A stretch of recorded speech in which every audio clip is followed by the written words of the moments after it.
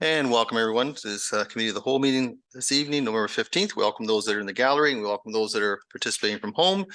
And our staff are here tonight and we have Mr. Neeb on Zoom. Deputy Mayor is not able to be here and we don't see Mr. Dietrich at this time, but we do have quorum. So call this meeting to order, and anyone who has a cell phone, if they could please ensure that it's turned off or on mute, that'd be wonderful. And I go to item number 2, Ms. Masula Carlson, please. Let South Huron Committee of the Whole approves the agenda as presented. And a mover, please. Councillor Oak and Councillor Neeb, thank you very much. Any discussion? Call the question, all in favor? And that carries with 4. Thank you. Disclosure of pecuniary interest and the general nature thereof. Are there any disclosures at this time? And not seeing any, thank you very much. We'll move on to discussions and we welcome our staff. And I turn it over to Ms. Masula Carlson. Do you want to start this? Okay. I can start it, but I'll just pass it over to Craig Metzger. Yes, thank you. Adjustment. There, I think you can see me better online. It's good. So the purpose of the Committee of the Whole meeting tonight is to continue and build on the discussion that occurred at the public meeting for the housing update, which is the update to both the official plan and the zoning bylaw with respect to housing issues. And then there's some other minor amendments as well.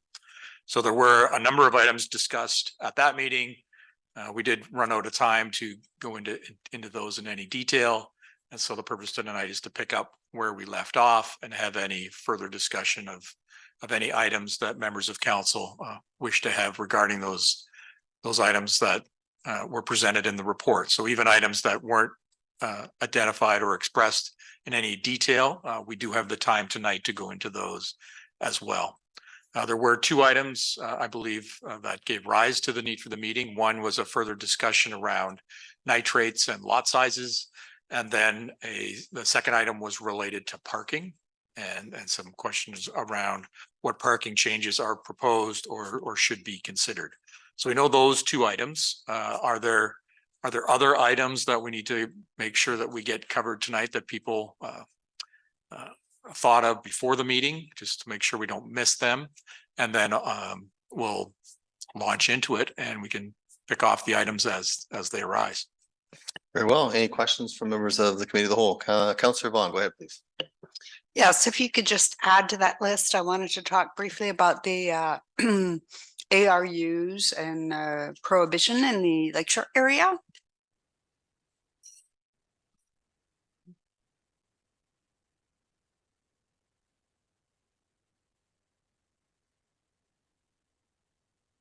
Actually, if I could just sort of add to that. So the ARUs and the nitrate study for partially serviced areas, sort of that combo topic. Okay.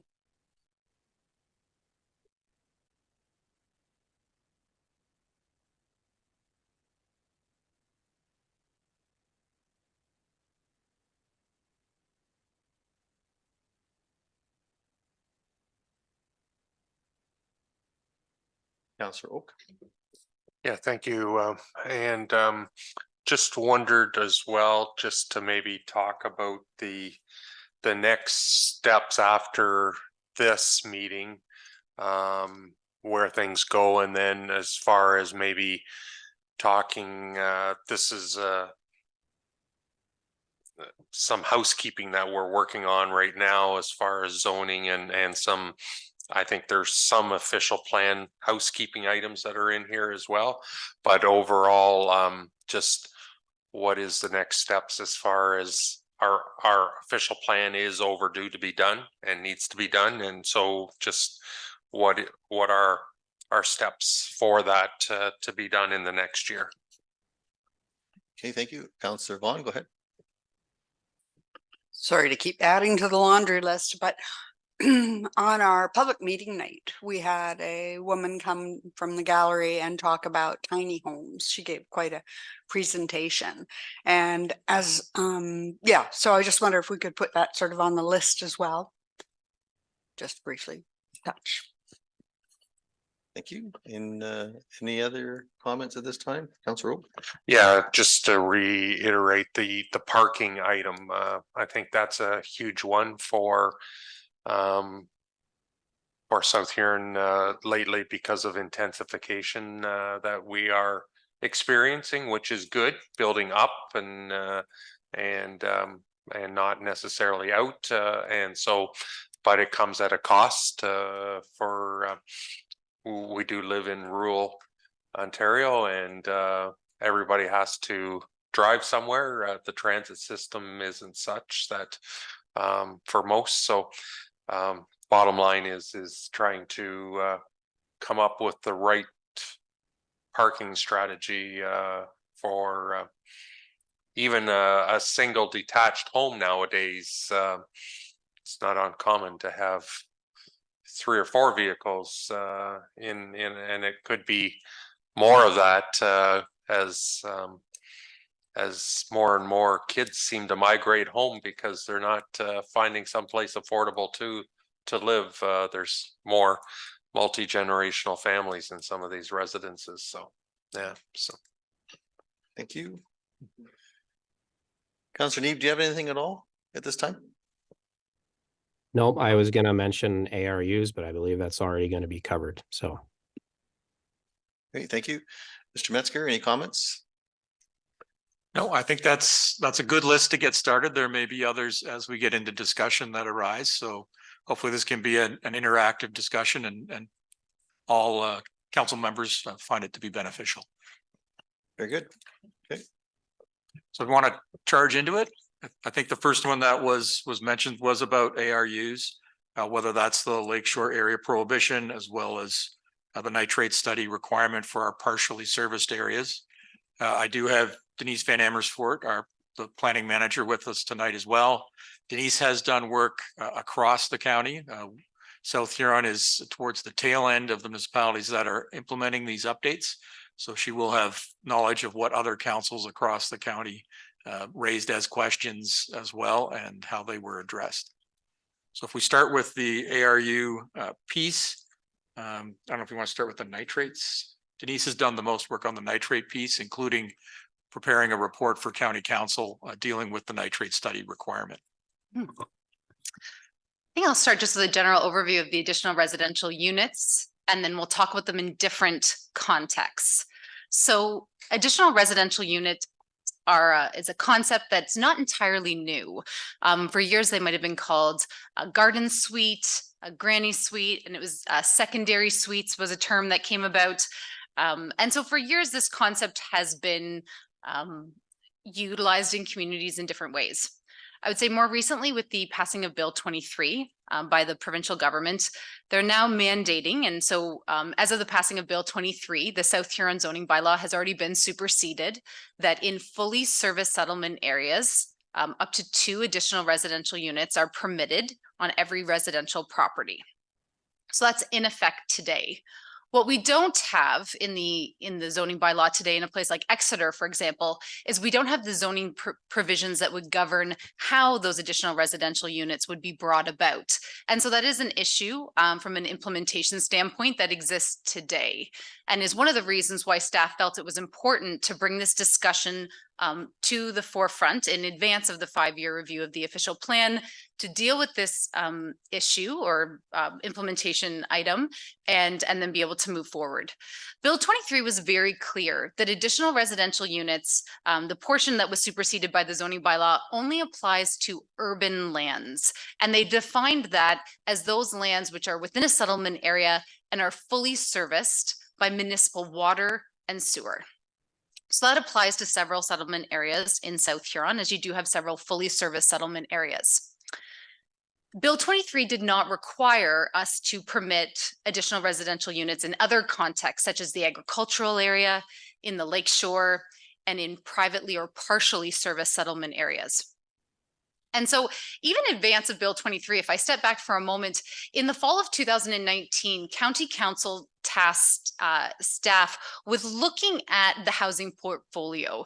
Even then, in late 2019, we were seeing a rapid rise in housing prices. We knew there was an affordability crisis in terms of the units that were being made available in our community. And so they asked staff to take a look, and that resulted in a document called the Housing Friendly Review. So this work has been underway for some time, and even in advance of Bill 23, we said that, we did think that there was an opportunity to make more flexible zone provisions for additional residential units, and that we didn't want to limit that to only fully serviced settlement areas. There are village contexts where additional residential units are desired and could be very appropriate. There's also a great interest from the agricultural community in having additional residential units on farm to allow for succession planning, to accommodate for farm labor, to accommodate for multi-generational farm families. And so the direction as we've rolled these amendments out across the county has been that we didn't want to limit it only to the fully serviced settlement areas, but we wanted to make it a sort of make the option available in all contexts, save and except for one area, which was the Lakeshore. The thinking there, and again, this applied across the county, was that the Lakeshore settlement areas are not an area where we wanted to direct intensification. Number of reasons: they're not fully serviced. They haven't, in many cases, been designed with comprehensive stormwater management, and so we do run into some drainage issues. There's active erosion in several areas along the hazards in the Lakeshore area. And finally, the Lakeshore settlement area is not a settlement in which you would find commercial community facilities. It's really just strictly residential. And therefore, we didn't feel that we wanted to go down the route of additional residential units. Some councils were concerned that additional residential units in the Lakeshore area would not provide year-round affordable housing, but rather would be used for short-term rentals. And so the feeling was that they didn't want to sort of further have that occur. And so they were left out of the Lakeshore residential area. So that's sort of the history as to why it wasn't proposed in South Huron. That's consistent with along the Lakeshore in Huron. We could certainly have more discussion this evening about whether or not that's the right fit. When it comes to permitting additional residential units in areas that aren't fully serviced, what we have to think about is making sure that the lot sizes are appropriate for intensification. And what I mean by intensification on privately serviced lots is going from, let's say, one house to maybe a house and an additional residential unit, whether that's attached or detached. If there's going to be a second unit, what we know is that there's going to be a second kitchen, second bathroom, there's going to be another septic system that's going to need to be accommodated. And that's where the nitrate piece comes in. So when we're looking at our privately and partially settlement areas, we have to ensure that the disposal of septage, so what comes out of a septic system subsurface, is going to be safe for the groundwater. And this is, I might have Craig pull up an image just for a second. It has to go with what we're basing this off of is the hydrogeological conditions specifically in South Huron. So I'll just pull up a map for a second, and that might just give everyone a bit of a visual as to what are the types of things that we look at when we're looking at the hydrogeological setting, soil types, that sort of thing. Denise, can I just interrupt you for a minute? Councilor Oak has a question. Yeah, just before we get into that, just one question I have with the Bill 23. So we've got a situation where there's single family lots that are in place, and now they're building three properties, and they're putting 3 units on 3 different side-by-side properties. I guess the question is what is the process? I know, or I think I know that it doesn't have to be posted if there's changes that way, as far as a notification to anybody with that. But should it be a best practice that we should be notifying people what's going on if there's a change in the property, that it's not going from a single family to they're putting 3 units on each one of these properties? I guess we've had some constituents that have commented that they thought they would be notified in a situation like that. And I said, it's, you know, and I just wondered, as a municipality, should we be notifying people when something like that changes? I know it's not required with the new bill, because it falls within the rules of what's allowed, but as a best practice, should we be, when something like that happens, should we be notifying people? I think that's an as of right you're talking. Go ahead, Denise. So if something is permitted as of right under the zoning bylaw, no, it would not be standard practice. And I don't, in my opinion, I would not recommend the council go down that route. There is a requirement for a building permit to be posted at a property. So that is a visual, notice as to what's happening on that property. But no, I would not recommend going down the path. You would essentially have to every time something happened under the zoning bylaw that was permitted, it would be very difficult to draw the line as to when you are and are not giving notice. And I don't know necessarily what would be served by that. And that's fine. That I just wanted to clarify that. But there is a building permit posted on each one of the sites. So that would have to be visible. So, yeah. So if we look Oh, at the. One moment, Denise, I think Councillor Vaughn has a question on that. Yeah, I just wanted to actually ask Councillor Oak this question. Were you talking about a situation that's like in our urban, fully serviced area? Okay, Yes. Yeah. Yep. okay, thanks. Sorry, go ahead, Denise, thanks. Okay, so if we look at the map on the screen, we're looking at the surface geology and source water protection elements in South Huron. So I'll start on the west or the left-hand side of the screen, and what you'll see there reaching out into Lake Huron is the intake protection zone. So zone 1 and 2, thank you, Craig. So that is the area that goes into the Lake Huron water treatment plant just north of Grand Bend. If we then move across the screen, what you'll note is there's a number of areas that are noted as highly vulnerable aquifers and significant groundwater recharge areas. So these are areas that have been identified based on the hydrogeological conditions through source water protection planning, and even prior to that through groundwater planning in Huron County. Finally, you'll see that the colors on the screen indicate the soil type. So the green is the till, which is quite predominant in South Huron, but you will see there are patches of gravel, sand, and silt. And so these tend to be the areas that are more hydrogeologically sensitive when it comes to the disposing of septage subsurface. And so these are the areas we would want to take we would need to comply with the provincial guidelines under what's known as Ministry Guideline D54 for all requirements. But there are some areas specifically in South Huron that I wanted to bring to your attention that are a bit more sensitive. So if we go to the next slide, I think I'll just show one here, Elanville. And so what we'll note here, Elanville is one of the privately serviced settlement areas. You have both in the orange, a significant groundwater recharge area, and the area in purple is a highly vulnerable aquifer. And the susceptibility is high in this area. So when we think about intensification in Elanville, if someone called and said, I live in Elanville and I'd like to add an additional residential unit in my rear yard to accommodate a family member. The process as proposed in this is that, there would be that option if a nitrate study demonstrated that their lot was large enough that they could accommodate that additional septage and not cause a threat to the aquifer. So that's the process. A nitrate study is not an onerous study necessarily. You would hire a hydrogeologist to come out. There has to be on-site testing done, and it would determine whether or not there is that possibility on that property to do so in compliance with the provincial requirements, as I said, is D54.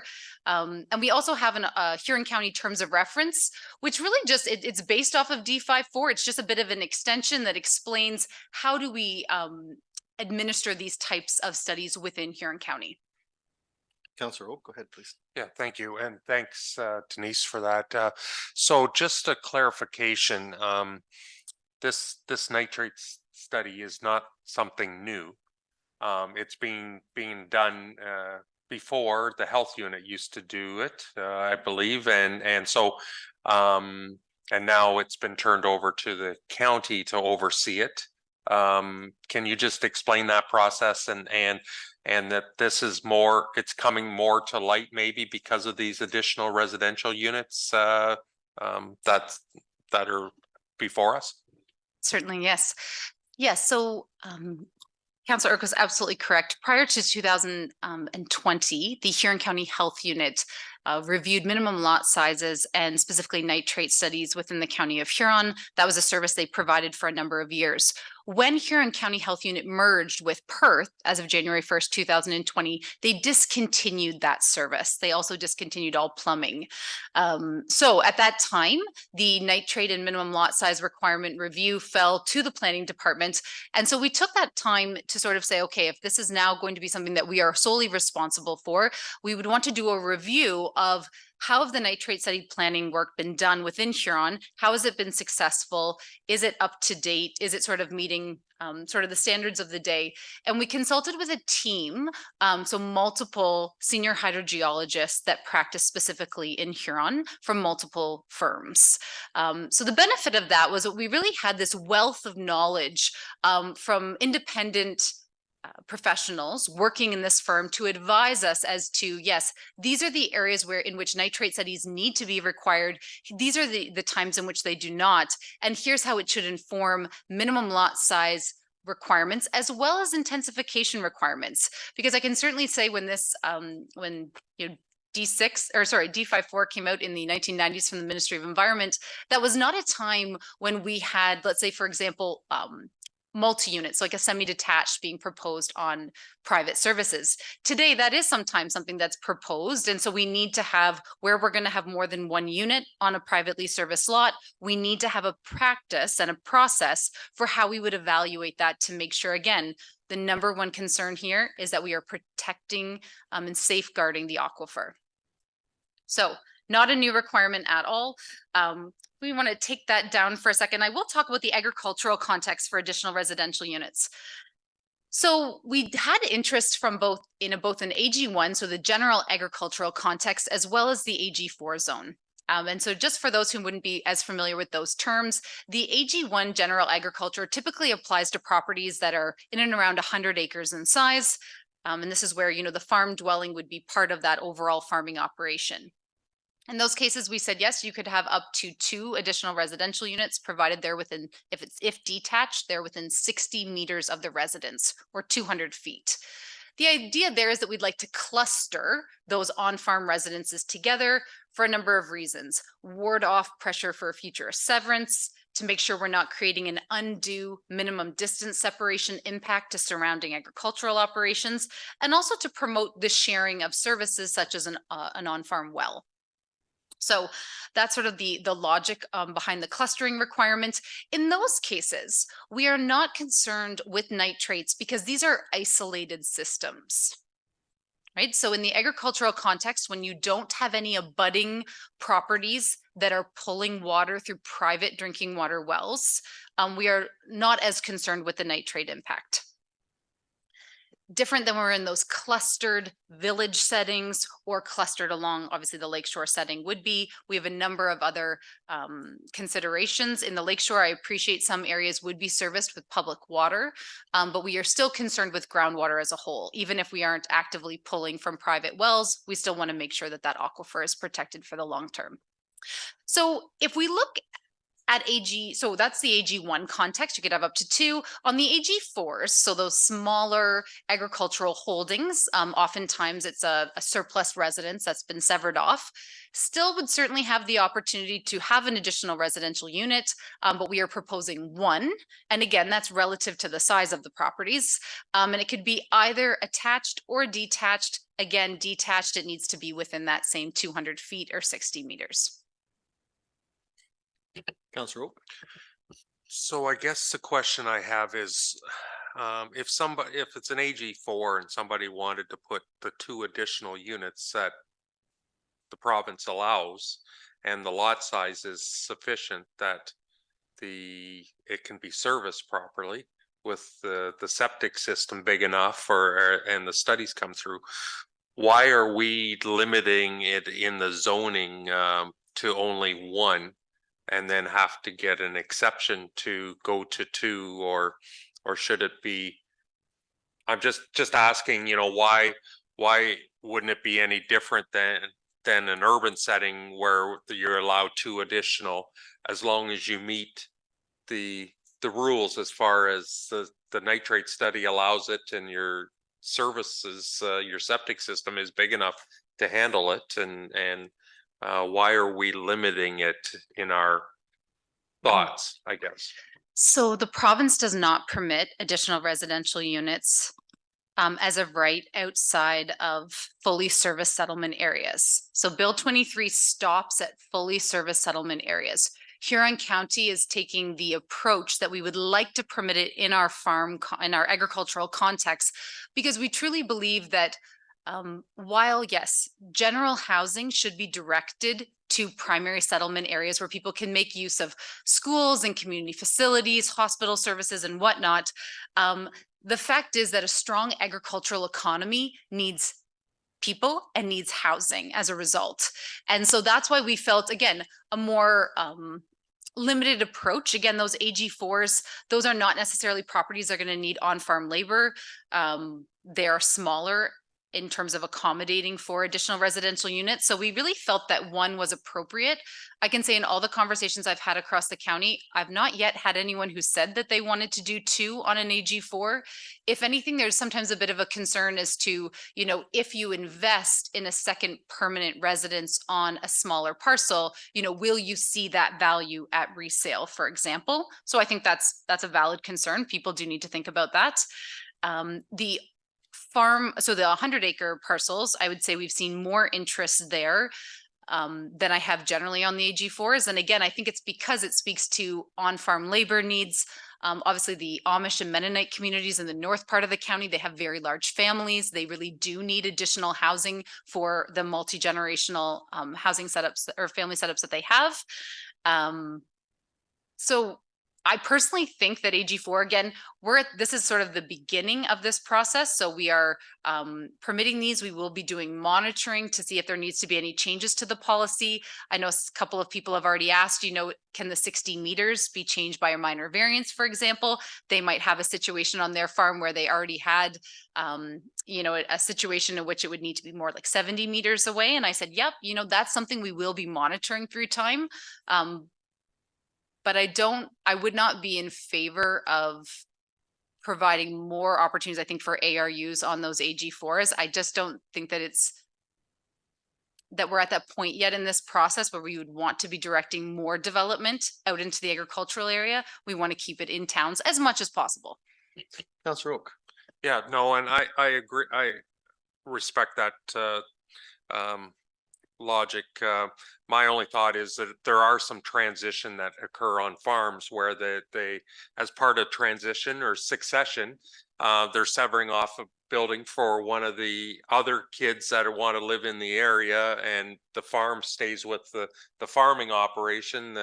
The severed buildings go with somebody else in the family, and then they have kids that want to come home and stay there too, so that there's maybe a second unit on an AG4. That's where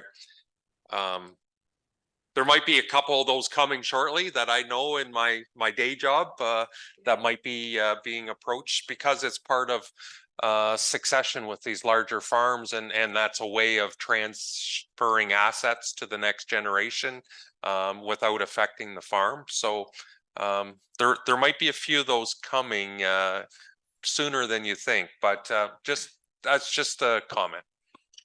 Yeah, with a requirement to rezone the retained lands following a surplus farm dwelling severance to not permit a residence, we could have, if you think of 100 acres where a severance like that has occurred, you could have 2 residences on the AG4, but not allow 1 residence on the 96 acres, which is the product of the requirements of the surplus severance.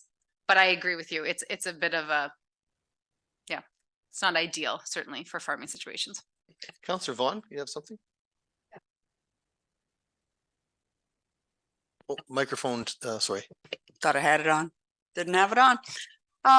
Okay, so this is not a additional residential unit, also one that can be had inside like a main dwelling. So how does that work? Like, could you have a one outside the main unit and one inside, that's still two additional residential units, or are you saying you could pick one or the other? So on the AG4, so on the small agricultural holding, it is one additional residential unit. So you could have the main house. They could choose to renovate the main house to have a second unit inside, Mhm. or they could put an addition onto the main house, or they could do the ARU separate in a detached structure from the main house, provided the distance between is no more than 60 meters.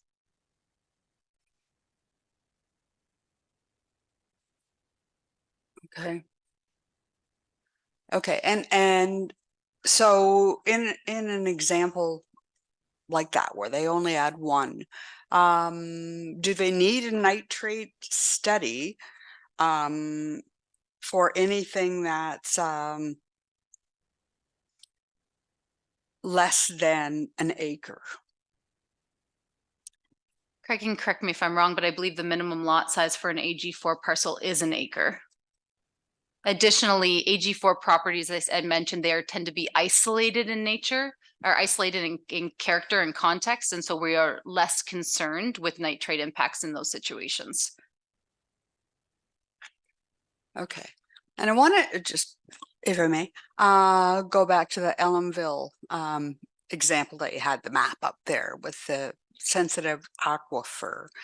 And so let's say we did have somebody in Ellenville and they were required to come up with a nitrate study, and everything looked fine with the nitrate study. So that's sort of like day one, and they go ahead and they do a ARU. Is there any requirement at a later date to update that study? Or is it a one and done kind of thing? Like if it works once, it's just assumed it's going to work forever? No, it's a one-time requirement to do the nitrate study. We certainly encourage, and in Huron County, there's free private well water testing, and there's best practices that would suggest, you know, that property owners should think about getting their private water wells tested numerous times throughout the year as a best practice. I would say that that's not our experience, that we see many landowners taking advantage of doing it as many times a year. As well, proper septic system maintenance is something that anyone who owns a septic system needs to make sure that they're getting their system pumped out, that it's working properly. Again, these are best practices. These are requirements for people who own septic systems. Whether or not they occur at the frequency at which they should occur, I think we can encourage. There's no mandatory well water testing in South Huron. There's no mandatory septic reinspection program in South Huron. Right. I knew they weren't for wells and septics, but I just wondered if, because I guess we haven't seen the language of the nitrate study. We've seen nitrates mentioned in previous documents, but the word study is kind of it's a new thing that we're bringing in to our documents now.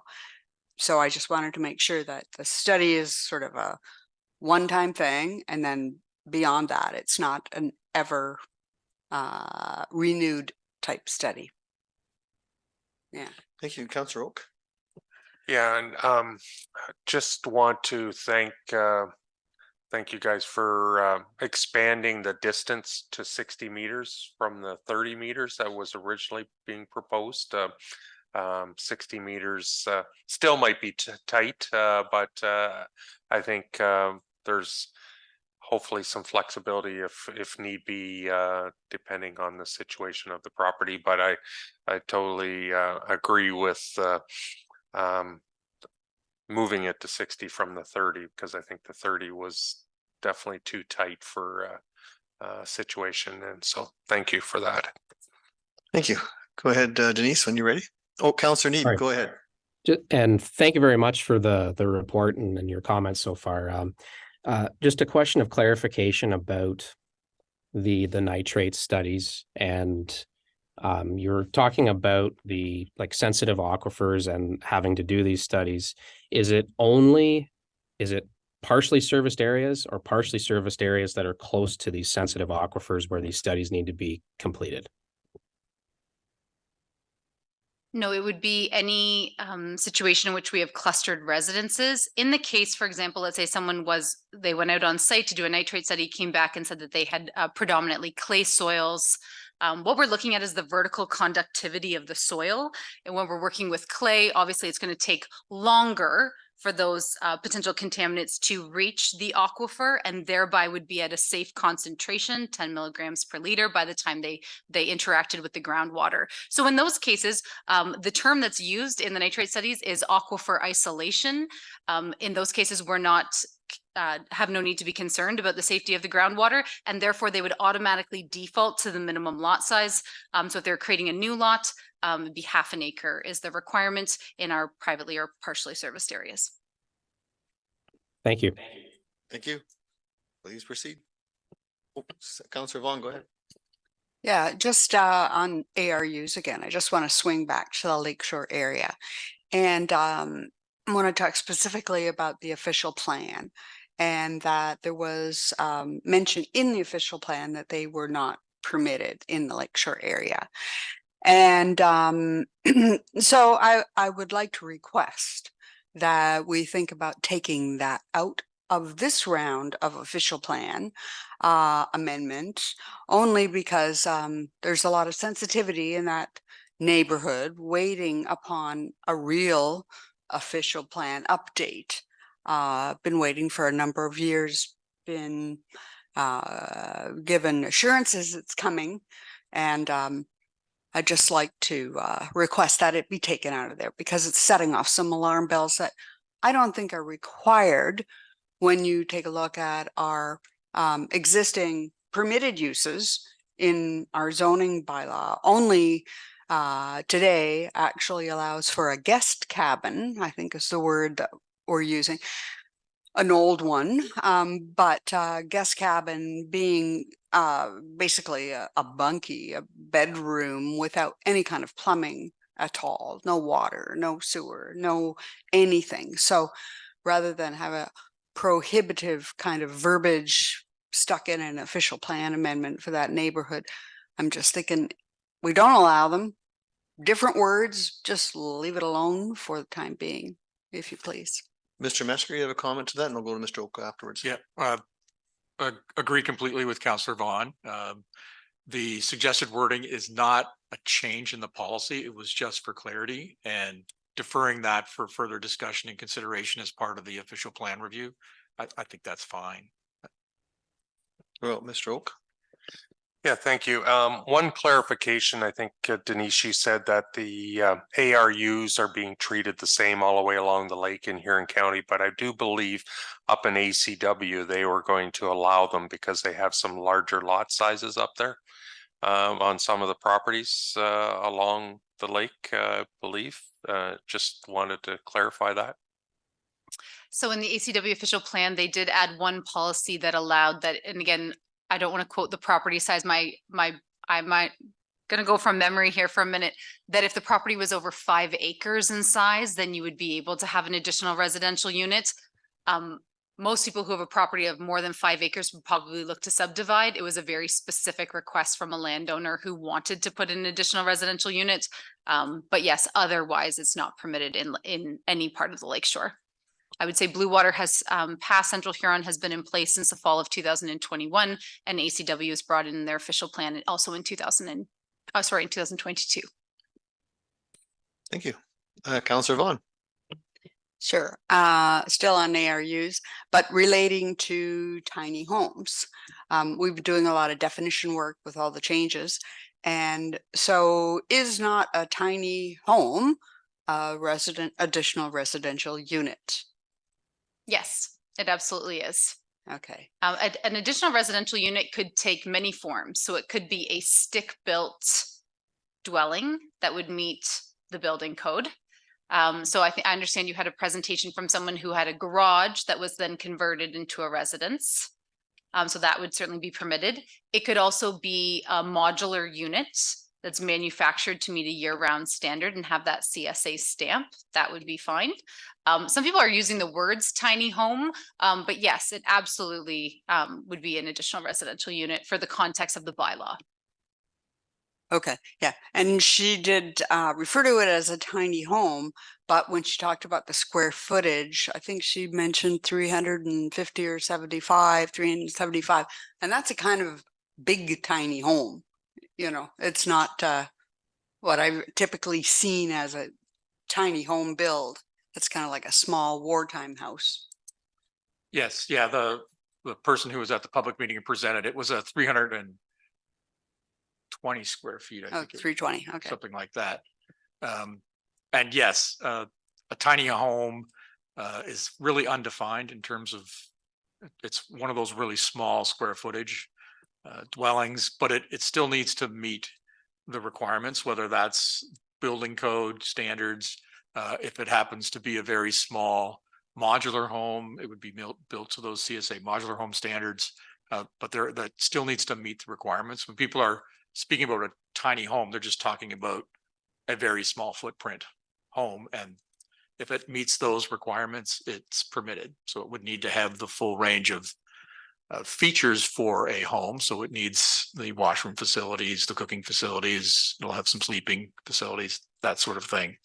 But it would be permitted, as well as something that wouldn't fit the common understanding of a tiny home, something a little bit larger, which was the example we had at the public meeting as well. Those would both be considered ARUs. Thank you, Councillor Oak. Yeah, is there any dimensions that are square footage that are being proposed in what an ARU can be? You know, a minimum or a maximum for an additional residential unit in the bylaw? I can't remember if that if there is a minimum or maximum. Yes, when it comes to the urban areas, it's if it's the ARU in a detached structure, that's in an accessory building. And we do have requirements around how large the accessory building can be in relation to the main house. So it's 50% of that floor area is the limit. So you're going to have an ARU, a detached ARU that is smaller than the main house. When it comes to putting an ARU in the main house, we don't have any size restrictions. Councillor Oak. Will that be treated similar to because I remember coming to a committee of adjustment where somebody built a garage that was the same size as the house, and we agreed to that, you know, as a one-off scenario, based on the property and lack of neighbors or whatever, the way it was set aside. So will there be situations where that can be looked at? Yes, like any other zoning provision, property owners do have the opportunity to apply for a minor variance and vary that position. In this case, it would be varying the restriction on how big that accessory building could be based on, as you mentioned, the local circumstances of that particular property. It may meet the tests and the committee may approve a detached ARU that's larger than the 50% maximum. And there may be other requirements. We have requirements around how many, what the total maximum size of all the accessory buildings are on a property. That may limit somebody who wants to have an ARU that's 50% of the size of the house, but they've already got another shed or another accessory building, which puts them over the maximum that they can have. So they could come for a variance for that as well. But yes, the route of going for a minor variance and that being issued by the committee does exist. Thank you. Please proceed. I think just to wrap up the ARU conversation, I mean, the idea is that an additional residential unit may not meet the needs of someone, whether they're in Exeter, whether they're on a farm property, whether they're in a small, you know, village setting. But the thinking is that it may work for some. And so let's make that opportunity available for those for whom it would work well.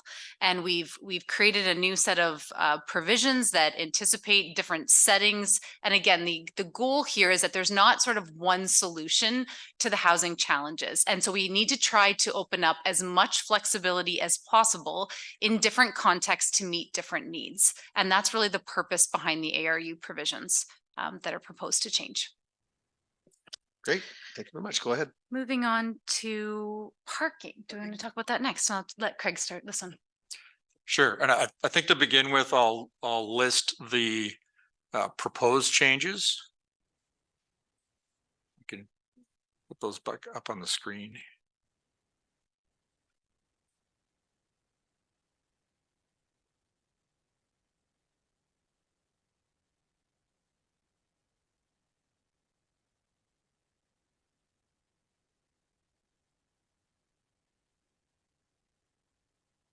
There, so this first slide, it deals with apartments, multiple units, which are buildings that have more than one dwelling unit in them. So the larger ones, quadruplexes, triplexes, row houses.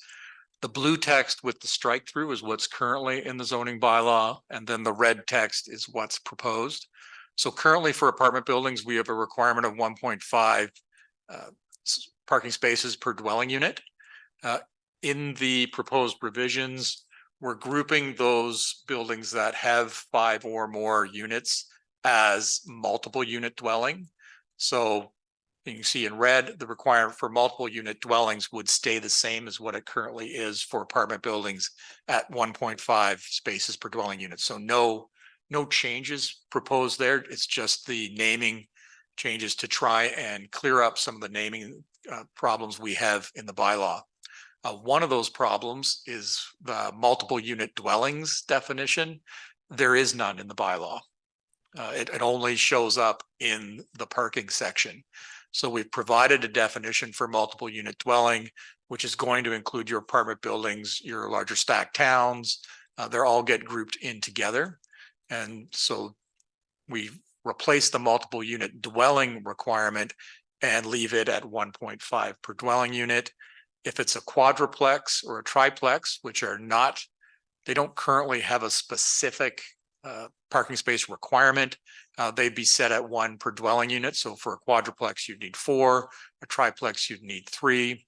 That's the same as what we currently have for a single detached dwelling. And then for row house dwelling, the change is to add that the parking space be an unenclosed parking space. So you'd have the parking space in front of the house. If they did happen to have an attached garage, that would be an additional space they could use for parking, or what often ends up being the case, it's used for storage, row houses being much smaller. So, yeah. Councillor Vaughn? Thank you.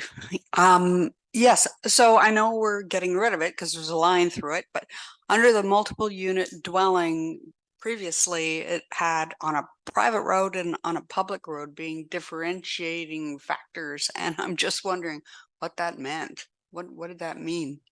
What did the private road, public road? Yeah, the private road, that you would see that if it was a condominium development where they had a number of multiple unit dwellings, could be stacked towns inside of that one property, and they were all serviced by a private road, which would be owned by the condominium corporation. We had that at 1.5 per dwelling unit. I'm not sure why that needs to be different from what we would do on a public road. Often in those developments, they actually provide more than 1 per dwelling unit, recognizing that they need some spaces for visitor parking and some additional parking for some of their residents as well. The historical perspective on that would be that there have been times where in the private roads in a condominium are much narrower, and thereby there's no on-street parking allowed, as it would not accommodate for emergency vehicles to go through. And so I think the thinking there was that, well, then you need to provide more parking for each unit because people can't park on street as sort of that overflow. Public roads, there's typically that opportunity to have some on-street parking, at least with outside of the winter months of the year. So that was my understanding as to why there's been a difference. I have seen that in other zoning bylaws, and it has been sort of changed throughout the years. Mr. Wolf, you had a comment. Thank you. Just to expand a little bit more, through or within the 2024 planning budget, operational budget, we do have monies in there for a parking study that's going to be cohesive and in tandem with the official plan review in 2024. So that'll look at the municipality holistically and what would be the best parking number of parking spaces per dwelling units throughout the municipality. comment, Councillor Vaughn? Go ahead. Not specifically to what Mike just said, but at the public meeting, Craig, I think you were also talking about ability linear driving or parking in a specific driveway.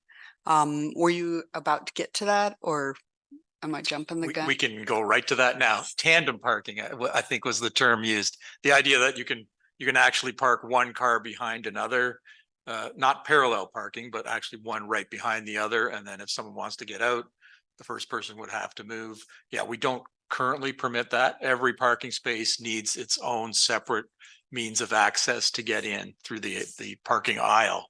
So this would allow that park one behind the other, tandem parking, but only in our buildings that have less than 5 units. So you're not going to see tandem parking permitted on something like an apartment building. They get to be much larger, and it just makes the function of it very, very difficult to do. But if it's a smaller building, up to 4 units, that's a smaller group, and they can manage the logistics of moving around. Thank you. Councillor Vaughn, and then go to Councillor Oak. Okay, and so sort of still thinking about driveways. Is there anything in our zoning right now that's prohibiting people from creating a wider driveway, like sucking up a part of their lawn to make a wider driveway? Yes, we have a limitation of 9 meters, which is very large. But the other limitation is if they start to pave their front lawn as a driveway, there is a requirement for landscaped open space. So they still have to make sure they maintain those minimum amounts for landscaped open space as well. Thank you, Councillor Oak. Yeah, thanks, Mayor. I guess I'm just wondering, like I have a bit of concern about the quadruplex, triplex, row house, the 1 unit or 1 per dwelling unit.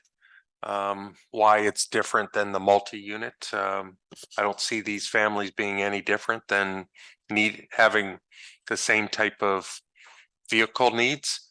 You know, I know, you know, we've got some situations where we're looking at some developments that are being brought to us, and I know we've went in one case, I think maybe it was in one of the subdivisions, we went to 1.25, I think at the time. That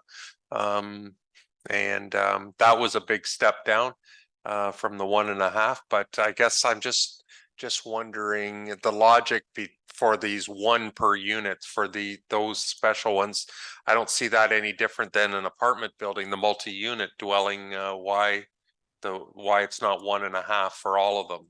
I guess with, you know, some wiggle room if it comes to council in a case by case scenario. But I think starting at 1 is a scary spot. Just my comment. I don't know why are those ones at 1 versus the 1.5 for the multi-unit dwelling. Comments, Mr. Metzger? Yes, it depends which perspective you look at. Because we have so many units that are actually single detached, that's actually the more common requirement across the municipality is 1 per dwelling unit. We've bumped it up for the dwelling types that have more units in one location. A more intense form of or dense form of development leads to more requirements and wanting to make sure that we've got enough in that particular case. If you spread it out onto something that's not quite as dense, granted a quadruplex has 4 units, we have interspersed, could be semi-detached, could be singles. It's not as dense in terms of what the parking requirements might be. But you definitely could set it at 1.5. That would be a significant change from what has been the practice in this municipality and its previous municipalities for 40 years or more. Mr. Oak? Yeah, no, and that's fair. I just see that there's more and more, it seems like more people, there's more people living in some of these houses and there's more people parking on the streets, even in the single detached neighborhoods, than ever before.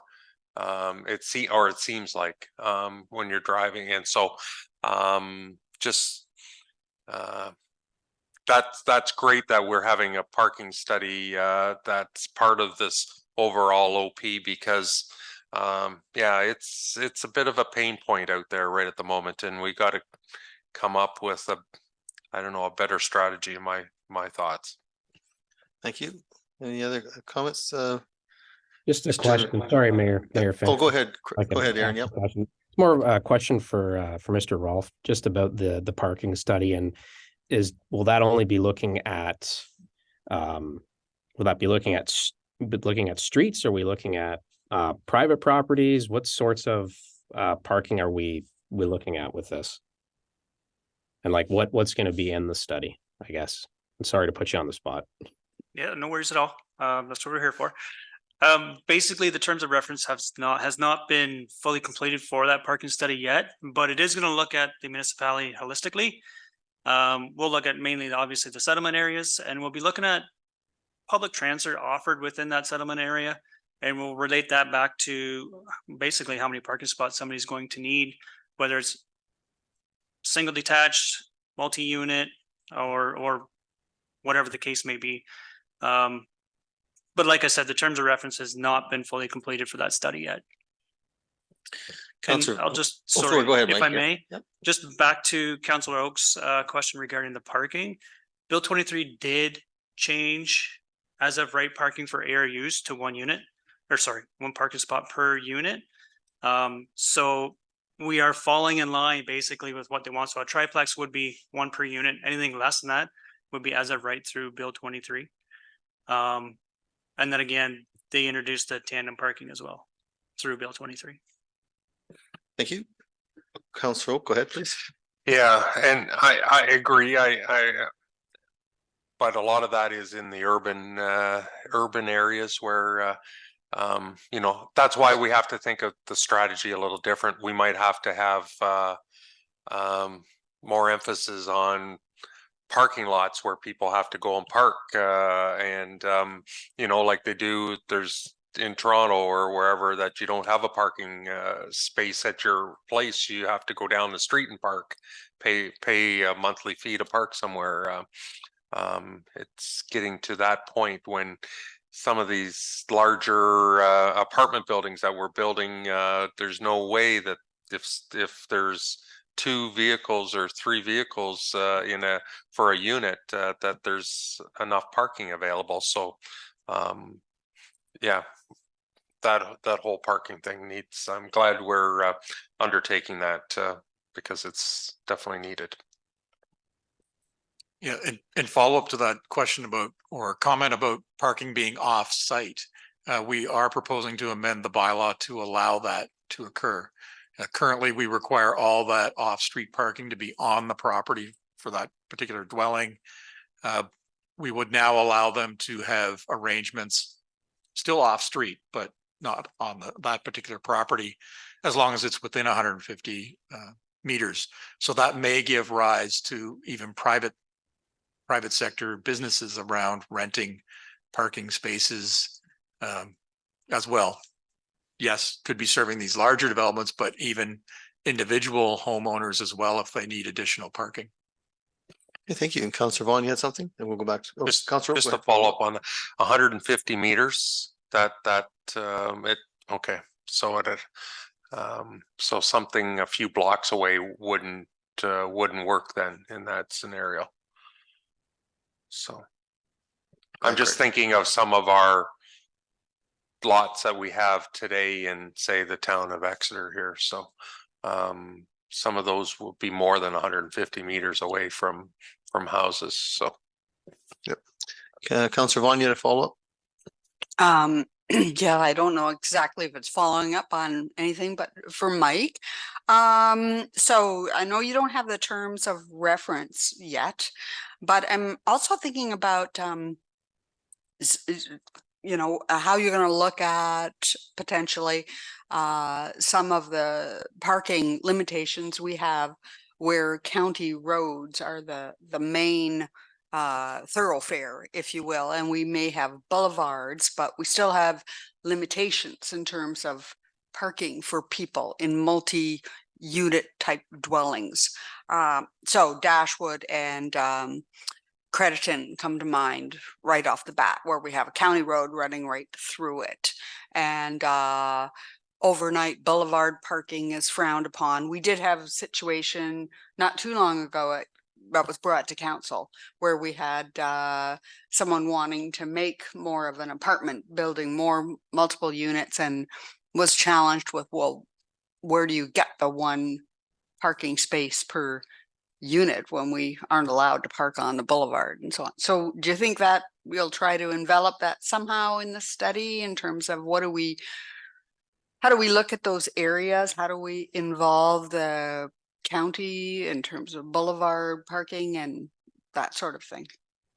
Yeah, most certainly. We'll definitely reach out to the county and see what kind of appetite they have, whether they want to participate or see what their feeling is about us parking on, or residences parking on their boulevards. We'll definitely take that in consideration.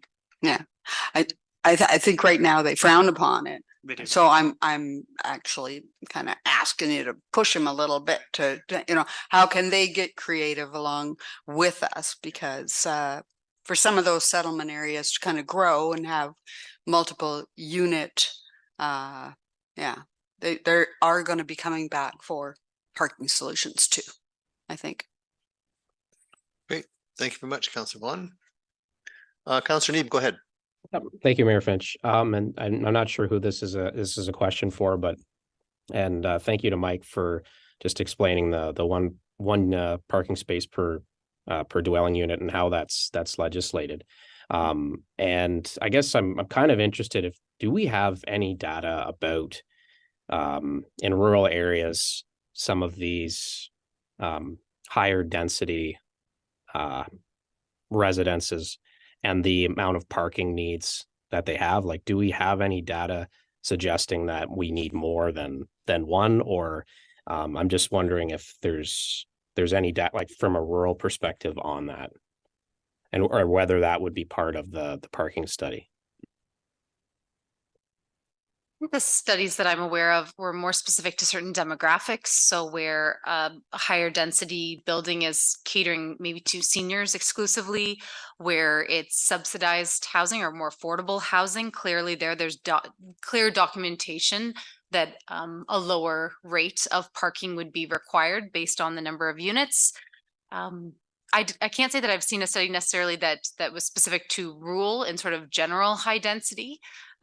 So that's something certainly that we can look further into. I would say the other areas across Huron County have chosen to reduce parking for apartments, multi-unit residential, down to one per. So that was the decision for all of the rest of the municipalities in Huron County. Councillor, go ahead, please. Yeah, just to follow up on that question that Councillor Neeb had, I know in the past, some of the subdivisions that have been approached or that we worked on,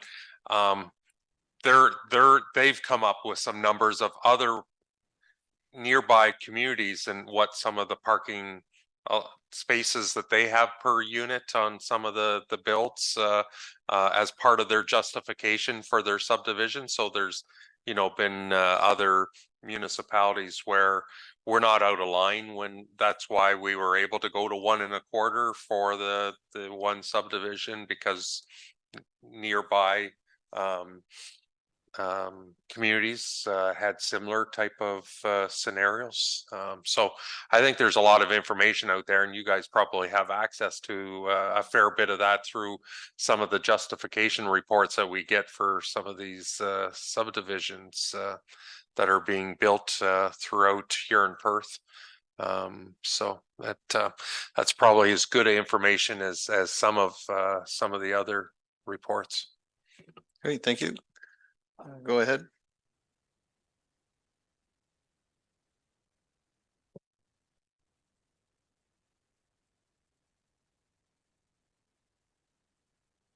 I'll go back, go back then the next slide.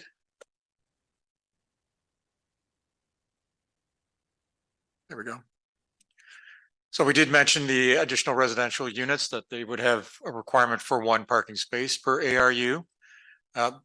The addition is for Huron County Housing Corporation owned and operated dwelling units. The minimum requirement would be a quarter space per dwelling unit or one space for every 4 dwelling units. And that's based on some of the experience the county has had elsewhere in terms of their developments. And they're also, as the county corporation, they're aware of what their clients are and who's likely to be residing in their buildings and feel that that's a good minimum. And then depending on the building, all their buildings, when they get up over 10 residential units, are going to be subject to site plan approval. And we'll look at whether in fact it needs to be more. So it'll be driven by the actual demand of the clientele they're aiming to reach with their buildings. And then the third one is our mixed commercial development. This is the C5 zone, which is found in Exeter, just on both north and south of the downtown core. Currently, there's just a general parking space requirement of 1 per 15 square meters of gross floor area. The proposal would be to continue that for the commercial use, where there's both commercial and residential, but then clearly state there must be at least one space for each dwelling unit. So if they have an apartment on the second floor, or maybe it's at the back of the building, they would need one space for that dwelling unit. They could have more, but they'd have to have at least one. Okay, thank you. Councillor Vaughn. Yeah, I'm looking at the Huron County Housing, and I'm thinking about Saunders Street. And so we're going to be expanding that, adding what, 20 more units? Would that be would that fall under Huron County Housing and that rule? Yeah. So yes, it's certainly owned by Huron County Housing Corporation. The site plan has been approved based on the current requirement of the bylaw, which is 1.5 per unit. And so we are able to provide that. What I would note is that I was part of the team helping to design that site. And what we have happened is surface parking takes up an incredible amount of land base. And so where we have had experiences in the county, we'll have a large surface area parking lots that are not utilized. Sometimes less than 25% of the spaces are used on a consistent basis. And what that means is that that land sits there underutilized when it could be providing desperately needed affordable housing units. So this is a market-driven approach to housing. Huron County Housing Corporation provides the deepest core affordability in terms of all units really across the county, anything from supportive, so wraparound supports, rent geared to income, and then affordable. And so that's why this approach has been taken, is to allow the county to make optimal use of the properties and provide as many affordable housing units as possible. That being said, we own and operate over 16 apartment buildings. We're in the process of building 2 more. We provide enough parking. We're not going to create a situation in which we don't provide sufficient parking on any of the properties. So that is why it's a very specific exemption, because the county provides the most affordable units in South Huron and in the county as a whole. Follow up. So are we actually going to be for that Saunders Street complex going to be having 1.5 parking spaces per unit, or is with the growth of that building, is that going to be reduced down to something more like the 0.25? No, we are complying with the bylaw as it's written currently, which is 1.5. What I would note is that the existing building at Sanders and the existing parking lot wasn't 1.5 per unit. And so we have now provided that for the new building, so the new 20 unit that's going up. So in the end of the day, I mean, we will have to monitor that property to see, is there excess parking? That is a potential outcome. But in the under the grant application, we had an amount of time to get forward. The opportunity was for us to come forward and ask South Huron Council for a reduction in parking, or to move forward and provide the spaces as required by the bylaw. Given the situation we were in from a time crunch, we chose to just comply with the bylaw. in the end, there may be an excess of parking on Sanders Street. That is something we'll have to monitor moving forward. Any follow-up? No? No, No, and just an interesting point, if you check our community profile, you'll see our household by size, and there's, according to April 2022, there was one person occupying a residence, 1,315 residences, and the household are for two people was 1,760. So there's not a lot of people, there's a lot of, more than 50% of the households are less than two people or less. Just interesting statistic there, that's all. Go ahead, Denise, or Craig. I guess just to move forward from parking, I'd follow up on the comment Mayor Finch just made, is about looking at our population projections, household projections. How are the demographics in the county and specifically in South Huron projected to change between now and 2051, right? So looking roughly at 30 years. So the county has engaged Watson and Associates to complete this work. It is well underway. We expect they will be presenting the results to County Council in January. And there are specific numbers, both population projections and housing projections for the county as a whole, and then for each of our local municipalities, as well for our larger settlement areas. So Exeter will also have its own numbers. And so I think that's incredibly valuable information as we go into the 5-year review and ensuring that we're being really thoughtful about what demographic shifts are we going to see over the next 30 years, and how can we make sure that we have not only enough housing units, but the right type of housing units to meet that demographic change that we will see over 30 years. Do we have enough land designated within service settlement areas to meet the projected demand? So those are conversations that will form part of the next steps, and we will have that information from Watson Associates to undertake that specific work here in South Huron. Councillor Oak. Yeah, thanks. And that's great. That'll be great information for the as part of our official plan review as far as some demo, numbers, demographic numbers for sure. And so that yeah, it's interesting when you see the number of subdivisions and items that are going on out there. There's going to be some ebbs and flows over the next 30 years. As we've seen, we never saw so many subdivisions go up in the last few years, and then all of a sudden there might be a bit of a slowdown here with interest rates and what they've done. It takes usually about 18 months for the repercussions of the increases hitting, and we're just at that early stage right now. So it'll be interesting to see what that does for some of the properties. Thank you. Go ahead, Denise. So in terms of, I'll let Craig speak with the next steps for the amendment, but moving on, there were some comments submitted by members of the public in regards to the 5-year review. So I just wanted to take a minute to address those. I think very well taken. There's clearly an interest in having that broader discussion as a community, not just about housing, but about, related commercial employment areas, the agricultural context. I think there's that really clear interest. And so from the department's perspective, yes, South Huron is sort of next. We are looking to undertake this work in 2024. Council could expect to receive a report on sort of this process and how we would propose to undertake it in early 2024, if not January, maybe early February meeting, so that we can get that work underway.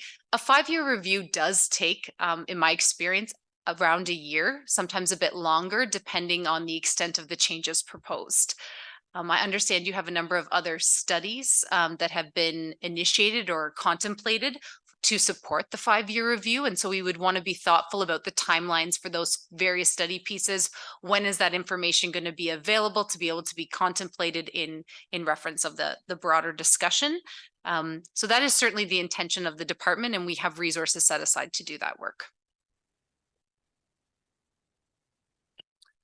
Yes, and just to follow up, the timing will be important. We have information that's going to come from those studies that have been mentioned. There is other work though that can continue in terms of the official plan review when it gets started in early 2024. I'm thinking of things like our natural environment designations. We have more up-to-date information now to refine those and actually making sure we're designating the areas that should be designating and don't have errors because of older data that we're designating areas that shouldn't be designated. So that work can be done before we get back the water and wastewater report or the parking report or even the population projections information. So there's going to be a lot of work to be done, and as Denise mentioned, getting that timing right so that we're dealing with questions for which we do have the information from the studies to deal with will be important. Councillor Oak. Just a question and sort of asking for some guidance. You know, there's a need for all types of housing. You know, whether it's Huron County housing, whether it's co-op housing, whether it's single family, if it's apartments, row housing. I guess how, you know, developers are going to develop what they think they can sell when they buy a property. You don't have any, you know, control over what they want to develop a property. Even though some people think that we can force somebody to build something that they don't want to build. How do we work towards getting a better mix of the types of housing, or what are other municipalities doing to push to maybe shift the, because I think as the population ages, the single family detached homes are going to maybe lessen the number of them, and there'll be more needs for, you know, condominiums or you know, different types of housing. And so just wondering, guidance wise, how other municipalities are looking at when they're first having early discussions with developers on a property. Denise, you want to take that? Yeah, I think it's really important that we have minimum density requirements. So a number of units per hectare that must be hit. And I think that part of that housing projections work that we're going to be doing is looking at what would an appropriate minimum density be. We've set a minimum density at this point of 15 units per hectare. Does that go far enough in a place like Exeter? I think also we've looked at pre-zoning tools. So we'd actually pre-zone properties as R3 properties with a limited number of permitted uses to signal that this is a property in which we're looking for a high density use. Maybe it's in a really key area near the downtown or otherwise located in a place that we know that's sort of the highest and best use for that property. I think it's a multitude of tools. I also think it's about being able to be really clear, what is the market need in this community, and having that market-based information to say to a community, you know, these are the types of units that are going to be needed here in the next 5 years. Ultimately, no developer wants to build something for which there is no market. So I think being able to be proactive in providing that information will be well received. Mr. Oak. And the same goes to the, I guess, the percentage of land available for commercial or industrial as well. And, you know, I think we're getting to the point where we do still have some commercial industrial land in the municipality, but I guess moving forward, what is the, do we need to add additional commercial industrial land base for the municipality here to meet the certain percentages that we're supposed to have available at any one time? Mr. Metzger? Yes, that's one of the key questions for the official plan review for those two types of development. It's not only do we have enough, but do we have enough that can be brought to market? Are the lands that we've designated, is the property owner really interested in seeing those developed within the time horizon we're talking about?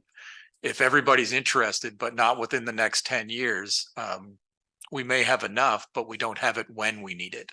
So those types of questions will be looked at. We do have some experience because it's been the practice in South Huron to be very open with individuals who are interested in developing their property or even selling it to a developer open to developers, encouraging them to chat with municipal staff. So at the very early process, in the early step in their process, hopefully before they've even decided what form that particular residential development will take, that the municipality can insert their interests around the variety of housing types we're looking for, and where we think it should be based on the direction from the official plan and discussions that may have occurred around the council table. There is the requirement for a pre-submission consultation, but we also do just a development inquiry consultation, where we only have broad strokes discussion of what might occur on this particular property. And if it looks like that particular property isn't suitable, we do try and stay aware of other potential locations within the municipality that we could direct that particular developer to look at as well. So that kind of early in the process, start the discussion with the potential developer so that we don't get the application that we really can't support or doesn't meet the needs that we've identified for the municipality is important. And I think South Huron is among the leaders in the county in doing that kind of having the staff available, and it'll pull from the physical services as well, what's available for that particular property. And I think that's gone a long way to help the developer move in a direction that will be more acceptable to the community. Very good. Thank you. Councillor Vaughan. Yes, Craig, you did mention a number of elements of the official plan that we would be looking at going forward. And so I recently was going through the Bayfield secondary plan, and they talk a lot about tourism and culture and, keeping sort of the essence of what Bayfield is for future generations. So I'm just wondering, in terms of, are we going to have a focus this time a bit more on tourism, culture, parks, active, passive, that kind of thing in our official plans? Because the one we have right now doesn't really go that route at all. It's kind of like a fancy zoning bylaws, what I would consider it to be, as opposed to a vision of what our future could actually look like. Are we thinking in those terms? We're open to it all. It really gets the direction from council, and as well what we hear from the public in terms of that public consultation. Where do the residents of South Huron want to go? Where do you want to lead your community, and have that reflected in your official plan review? So I don't have any preconceived notions of what would come out of this official plan review. I just know it's been a decade. It's time. There are items I've looked at and went, I think those could be refined and revised. What it actually ends up being, I think it's too early to say definitively what that will be. It'll come through that public consultation and your direction as council. Follow up? Yeah, so taking the public consultation a step further, in the actual process of the official plan, is there sort of a early date by which we kind of make a announcement that we're embarking on this journey and invite early commentary from the public? Most of what I've seen in official plans, sort of the public is brought in near the end or after it's already a draft. But if you're looking for creative thinking, my thinking is that try to get them to the table a little faster or a little earlier in the process. Yeah, the actual process starts with a public meeting and a decision to review your official plan. So the act requires you to hold that meeting, and you decide whether the plan needs to be reviewed. There's always the possibility that you conclude it doesn't need to be reviewed and see you in 5 years. We know it's been long enough. It's a foregone conclusion. The answer will be yes. But right at the beginning of the process, the question is asked, should the plan be reviewed? And that's an opportunity for the public to provide some early indications of things they'd like to see considered. So if it is more emphasis on our parks and open spaces, that'll be a good time right at the beginning of the process to throw that up as something to bear in mind as we discuss further with the public around what you want to see in a revised official plan. So that's the first step, but that's only the first step in the public consultation process. So that's first thing you do. Oh, yes, we do need to do the review. You hold a public meeting and then you actually launch into the review. We're doing some of that background work in terms of the water and wastewater master plan update. That will be helpful in the review. But the public consultation will start with that public meeting, and actually in the report that will come as part of the initiation piece will outline a public consultation plan for the official plan review and get council's approval and refinement of that before we actually launch into the formal review itself. Okay, thank you. Thank you. Good. Continue, folks. Way you go. I'll let Craig speak to the next step. Sure. In terms of this update, if there are further questions of council, we'll need to address those. If you're satisfied and we make the revision that was suggested with respect to the Lakeshore residential piece in the official plan, not having that prohibition, we would be bringing back a report to council for your consideration, sitting as council to adopt the bylaw for the official plan review, and then the separate bylaw for the zoning bylaw review as amended based on these discussions. And that would be for your next council meeting. Great. Thank you very much for that. Anything, Council? Yeah, just a comment, and I can live with what's being suggested with the comments, the recommendations. I think this is more than a housekeeping. I think there's a few who are pushing the box a little bit more than on the official plan side of things with a review coming up in the next year. I can live with the comments or the recommendations that are coming out of this. I think it was more than a housekeeping that we were purporting for this review, but just my comment. Councillor Vaughn? Yeah, I would say overall, I sort of had that sense too, that our housekeeping went a little bit farther than I expected it to go. I'm kind of looking at it from the perspective of I'm okay with it knowing we're going to go into the official plan. And so if there's something that I'd like to see amended, I'm going to take that opportunity to bring that up when we get into the official plan and take it from there. Great, thank you. Councillor Neeb, go ahead. No, thank you, Denise and Craig for the report and for your work on the housekeeping amendment. I do think a lot of these align with the work plan that was assigned to Mr. Metzger about over a year ago, I think it was.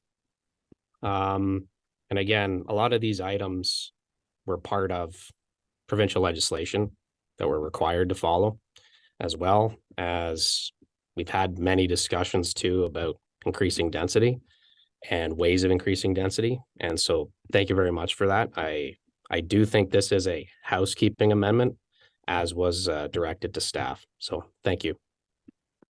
Great, thank you. Anything further from Mr. Metzger or Denise? Good. Any other comments from members of council? Let's see, Ms. Masuda-Carlson. The South Huron Committee of the Whole does now adjourn at 5:29 p.m. So Deputy Mayor is not here tonight. I'm not sure how we're going to adjourn. Thank you very much, Councillor Vaughn and Councillor Neeb. With tradition, no discussion, call the question, all in favor. And that carry, Mr.